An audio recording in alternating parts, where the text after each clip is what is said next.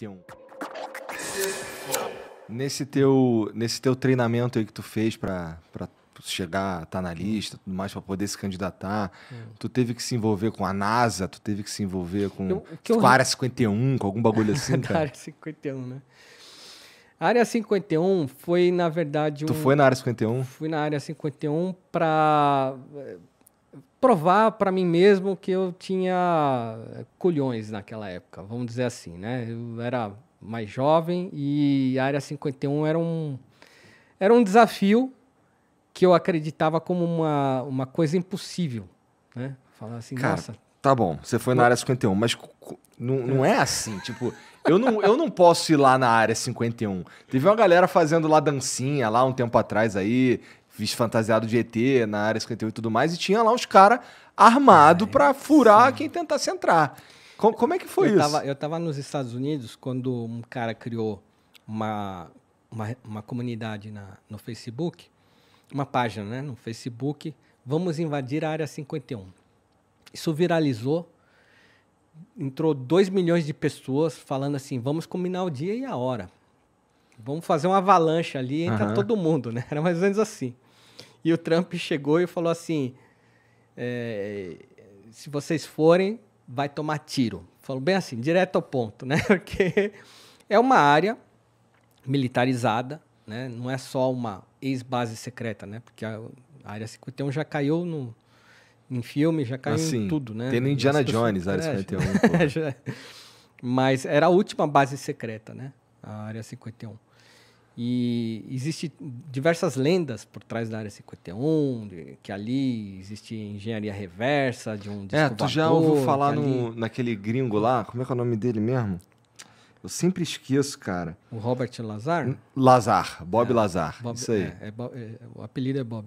Ele é o cara que diz ele, né, que voltou de lá e ele tinha sido contratado para fazer a engenharia reversa num disco voador. Numa parada num motor antigravidade. Tá lá no Netflix assim. Para você assistir, você olhar olho no olho. Eu vi, é muito ruim. Você acreditou nele? Cara, então, ó, vou te falar. Eu vi esse documentário aí, é ruim, porque tem uns trechos assim meio... a construção do documentário é meio tosca, para ser sincero. Mas ele fez um podcast com o Joe Rogan, que, cara, ele fala várias paradas ali que são fáceis de acreditar, vai? Então... ele desenha a nave espacial ali, né? Não tô dizendo que eu acredito, mas eu também não tô dizendo que eu não acredito. O que você pensa? Bom, eu já falei que eu acredito em vida fora da Terra. Sim. E que eu não acredito pouco, eu acredito muito. E que tenha muita vida. Agora, até aí acreditar que alguém chegou aqui, numa nave espacial, num disco voador, aí eu já tenho ressalvas. Ele falou que tem uma porrada de nave lá. Então, aí já é um pouco mais delicado, porque aí eu precisaria de outros tipos de provas, né? Eu sou um feliz proprietário de, numa dessas andanças colhendo materiais históricos, caiu na minha mão uma relíquia, que você não vai acreditar. Mas vai ficar para um outro podcast que você me chamar, porque eu tenho esse material.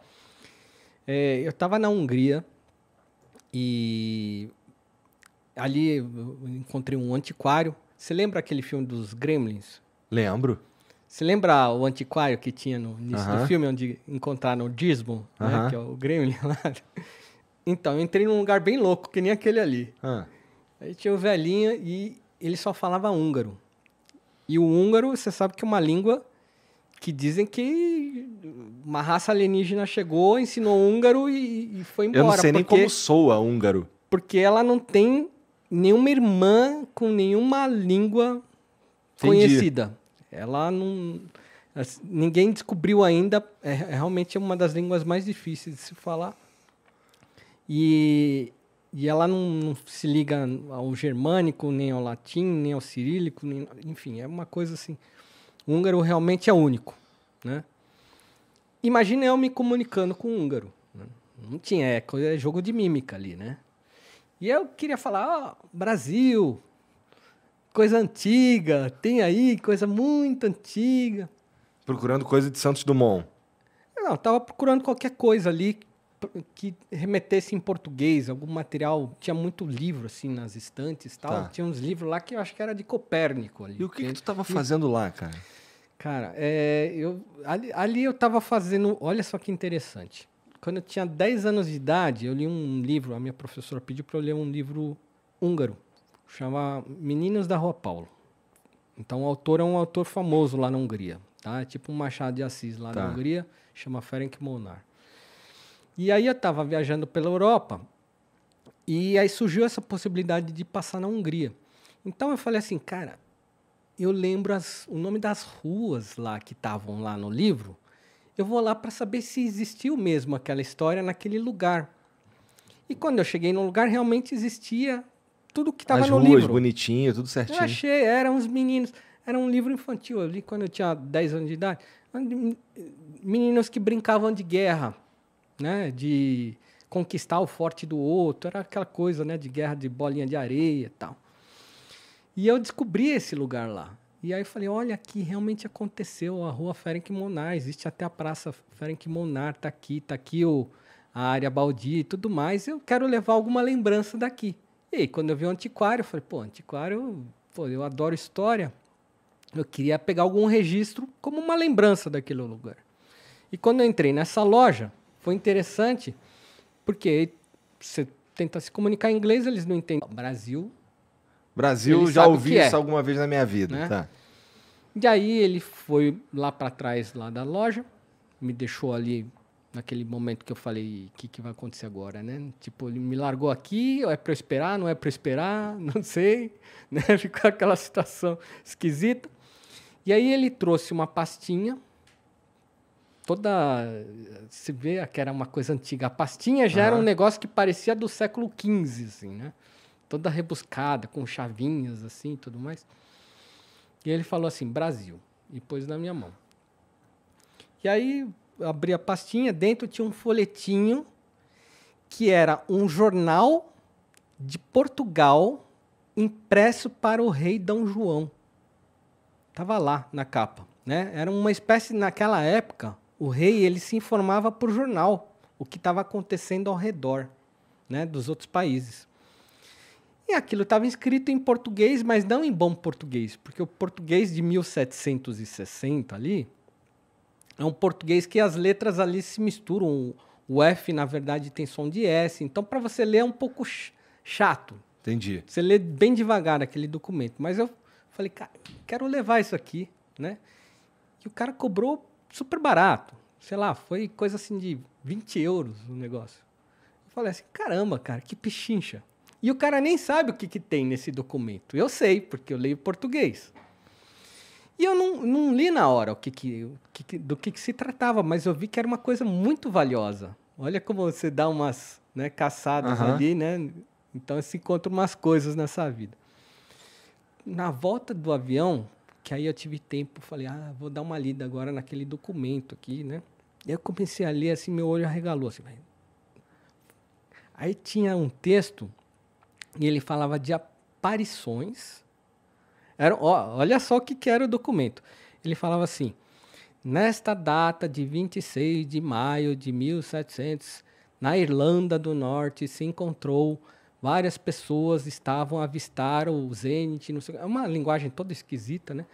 E aí eles falam assim, bolas luminosas apareceram no céu e elas refletiam como metal.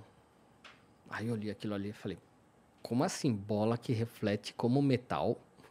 Tem alguma coisa estranha aqui. O relato, naquela época, eles já sabiam diferenciar o que era um cometa e o que não se sabia dizer o que era. Lembrando que isso daí muito antes, 200 anos antes de Santos Dumont. Sim, 200 anos antes de Dumont. E ali ele tem um relato naquele jornal que 1000 pessoas testemunharam lá na região da Irlanda ali. Bolas de metal lutando nos céus. Falei, cara, como assim? O que pode ser isso? Aparentemente, e eu não estou dizendo que mas aparentemente ali é um relato do primeiro OVNI que se tem na história e foi parar na minha mão por 20 euros. E aí eu olhei aquilo ali e falei, cara, isso aqui é poderoso, deixa eu guardar isso aqui. Então, até hoje, assim, eu só mostrei para um amigo meu que é ufólogo esse material, né? E ele olhou, aí ele já queria tirar foto, publicar. Eu falei, não, peraí, calma aí. A humanidade não está preparada para isso aqui. Eu não sei o que fazer com aquele documento, mas ele faz parte hoje do meu acervo. E é muito interessante e extremamente intrigante aquele documento.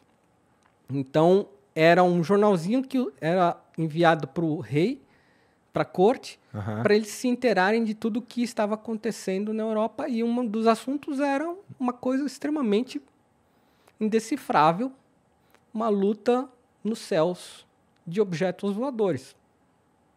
O que pode ser isso?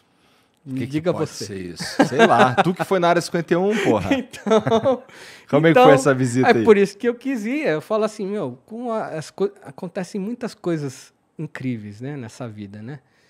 Vou lá, vamos ver o que acontece, né?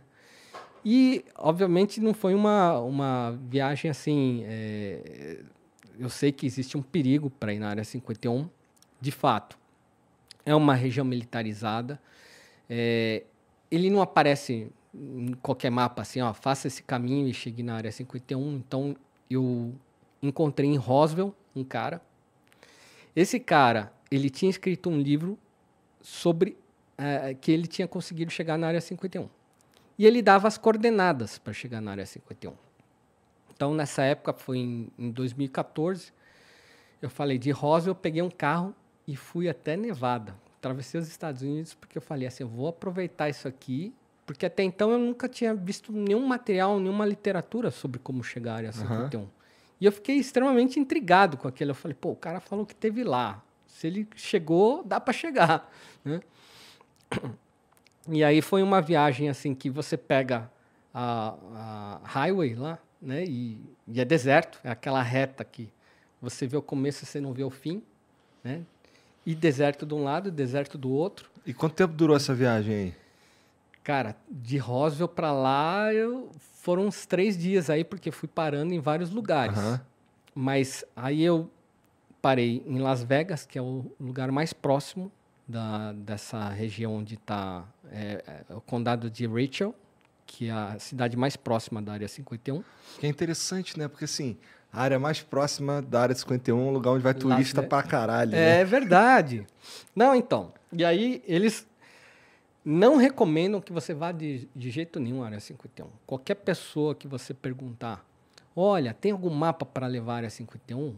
O americano, ele te olha com uma cara de tipo, você não vai fazer isso, cara. Né? Ele te olha assim assustado. Tipo assim, não faça isso. Eles matam as pessoas. Eles atiram e depois perguntam o nome, né? Então você fala assim, meu, será que eu perguntei para um louco ou é para valer isso aí? Mesmo? Né? Então a gente lê muitas histórias e a gente não sabe o que acreditar. Mas eu estava pré-determinado a área 51. E aí eu tenho no meu site, depois entra lá, ou só digita Palhares, área 51, você vai cair lá no meu blog que eu conto certinho o caminho para chegar lá. Também já abri porta aí para alguns brasileiros aí. Mas não vá, você vai tomar tiro. Não conheço ninguém que foi. Que eu saiba, eu fui o único, mas eu dei lá todo o caminho das pedras. E aí, você chega nessa cidade que se chama Rachel, que é uma cidade assim que tem 20 trailers. Essa é a cidade. Tipo, todo mundo mora no trailer no deserto. Aí você chega lá e, bom, onde é que se come aqui, né? Bom, tem uma lanchonete lá, que é o Alien Inn, o nome da lanchonete. Olha só, né? E só tem gente pirada lá dentro, né? Você olha, sabe quando você abre a porta, assim, do negócio do estabelecimento faz... Ah, que legal. E aí todo mundo, de repente, olha pra você. Você só escuta do pescoço, assim, todo mundo olhando. O forasteiro ali na frente da porta, ali, parado. Opa, né? Tô entrando. E realmente muita gente esquisita, né? O pessoal, né? Bicho, uns estilos assim, sabe ZZ Top? Aqueles caras do ZZ Top? Parece que tem um monte de ZZ Top ali. Todo mundo de óculos escuros, redondinho, a barba até lá no joelho, né? Os caras grandões e tal. E aí todo mundo te encarando assim, e aí você anda, faz aquele barulho no chão de madeira, né? Que nem você tá entrando no faroeste ali. Eu falei, caraca, meu, a gente quer entrar pianinho, mas não tem jeito nessa cidade. Tu foi lá comer ou tu foi lá pegar informação? Fui pegar informação. E aí, obviamente, eu precisei comer, né? A gente tem que comer, e aí, naquele momento ali no boteco, dá a notinha e já aproveita e pede a informação, né? Eu falo, ó, aqui tá perto, né? É mais ou menos assim, né? Falou, está. Eu falo, como é que eu faço para chegar lá? Porque a coordenada caiu aqui, né? Ela falou, ó, você volta da estrada que você veio. Quando você vê uma placa de pare, aquela placa, você esqueça aquela placa. Você pega o teu carro, contorne a placa e entra no meio do deserto. E vai reto. Eu falei, mas não tem estrada? Ela falou, não tem estrada. Vai. E aí eu fiquei assim, pô, será que isso aí é uma pegadinha, né? Porque se eu entrar ali no meio do nada, acontecer qualquer coisa comigo ali, eu tô frito. Sim. Não tem... Vou encontrar minha carcaça... Muito tempo depois. Daqui a 200 anos, né? Tipo, o cara que tentou chegar na área 51. E eu falei, pô, já atravessei praticamente os Estados Unidos inteiro para chegar aqui agora. Não é a falta de uma estrada que vai me impedir. Foi mais ou menos por aí. E aí eu peguei o carro e fui indo. E é interessante que aí você entra numa estrada de granito ali, que é na verdade não é um granito, é uma poeira muito fina. Eu até falo no meu site, né, que essa poeira, ela levanta de tal maneira que qualquer cara que está ali na base dormindo, ele enxerga você chegando... Lá longe. De 500 km de distância, ele vê que tem alguém chegando ali. E tu chegou na base. Aí eu vi, eu falei, meu, isso aqui não vai dar certo. Vão me dar tiro de longeão. É. Os vídeos que eu vi no YouTube, as pessoas são sempre paradas no meio desse caminho. A pessoa tá lá no meio do caminho, chega o guarda, chega os caras, fala, o que você tá fazendo aqui? Volta, né? Tem placas que lá tá explicitamente escrito danger, né? É perigoso, não ultrapasse, e você fica assim, meu, o que eu tô fazendo, né? Tu correu o risco de ser preso, alguma coisa assim? O risco era corte marcial, então o juiz determina qual é a sua pena, e $5.000 de multa. E como eu já estava naquele momento em que eu já estava tão predestinado, eu vou fazer isso e acabou, né? Não tem mais volta agora, onde eu já cheguei, eu segui em frente e eu escolhi fazer isso durante o ano novo, que, no meu entender, era um momento adequado. Né? Por razão nenhuma. Se o pessoal mamou ali, é o momento de eu chegar perto e tá todo mundo na manguaça ali. Então, foi no 1º de janeiro, de manhã, que eu resolvi fazer essa aventura. E eu consegui chegar até essa grade que delimita, assim, ó, aqui é a entrada, e daqui não passa, e ali eu E o que tem lá dentro? Um monte de prédio? Um prédio, eu quero dizer, um monte de construção? Dessa guarita, você tem ainda alguns quilômetros a percorrer. Ali é a guarita que o cara vai saber quem você é. Provavelmente os cactos com câmeras lá já viram minha placa, já fotografaram, já descobriram meu passaporte. Minha vida já estava ali, de alguma forma. Mas eu cheguei e não tinha ninguém na guarita. Então eu consegui fazer o meu momento ali de tirar algumas fotos ali, dar aquela minha turistada na região. Baixei um vídeo no YouTube e saí pianinho também, do mesmo jeito que eu cheguei. Então, tu acabou não sofrendo sanção nenhuma? Nenhuma. Peguei uma pedrinha também de lembrança, essa pedrinha da porta da área 51. Fui, cheguei no hotel, aí aconteceu uma coisa esquisita. Quando eu estava no hotel, já renderizou meu vídeo lá no YouTube. Aí eu vou abrir meu micro, né, pra ver se ficou tudo certinho. Aí o meu Outlook começou a entrar mensagem assim, que nem máquina caça-níquel. Começou a girar os números assim, eu falei, caramba, me hackearam. Aconteceu alguma porcaria aqui que eu não sei qual é. Que assim, ficou louco o meu Outlook. Quando eu vi, era o quê? As minhas mensagens do pessoal que viu o meu vídeo, que foi pro Trend Tops do YouTube. De repente, nível mundial, escala mundial, eu recebi 120 mil visitas em 5 minutos, foi uma coisa assim. E todo mundo ali comentando, isso daí não é Área 51, é o quintal da minha casa. Isso aí, cara, você é meu herói. Oh, não, isso aí não é Área 51, conta outra, mané. Então, tinha de tudo ali, né? E o pessoal comentando, e eu falei, puxa, ainda bem, pensei que já tinha invadido o meu micro aqui, né? Porque foi uma parada bombástica. Sinistra. 2014, você tá falando? 2014 que eu fui pra Área 51. Que doideira. E daí pra frente eu não soube de mais ninguém que chegou lá. E realmente eu tive muita sorte, porque depois eu vi vários outros vídeos e eu vi gente que se deu muito mal mesmo de ir pra lá. E eu falei, puxa, não volto mais. Já resolvi a minha parada ali.